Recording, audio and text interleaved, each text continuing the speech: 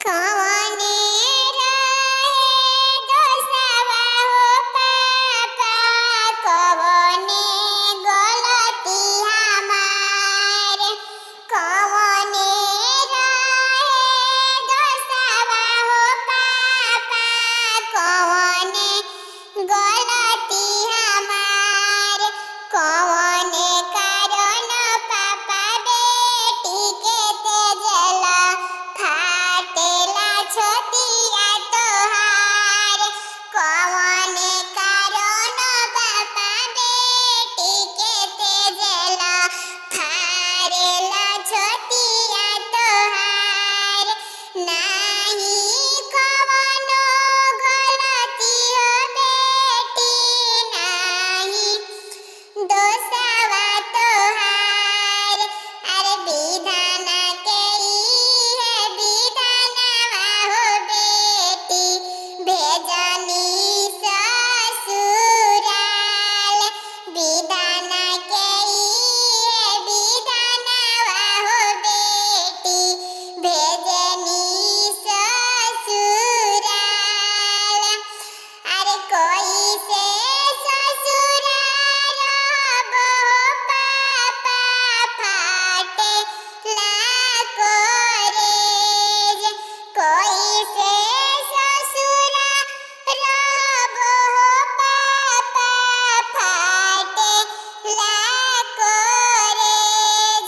अरे केही ओइजा करिहे हो पापा, आमा पापा जस प्यार। केही ओइजा करिहे हो पापा, आमा पापा जस प्यार। अरे ओइसे जानी बोला हो बेटी, फाटेला छतिया हमार।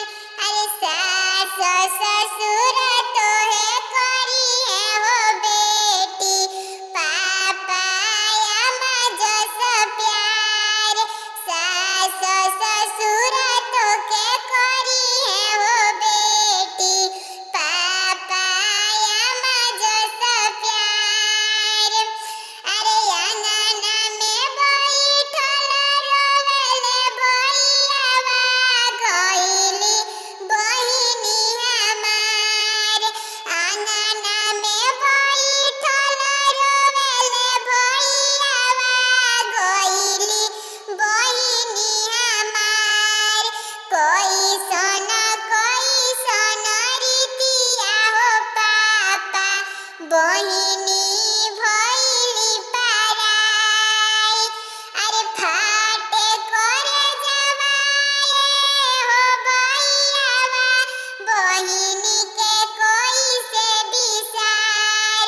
अरे मोती रोवा हमर हो बहिनिया, फिर से लेबो बोलाई।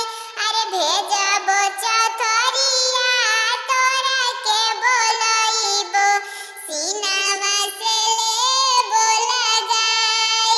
विधि के विधानवा होटे हो बहिनिया, पापा रीतावा निभाई।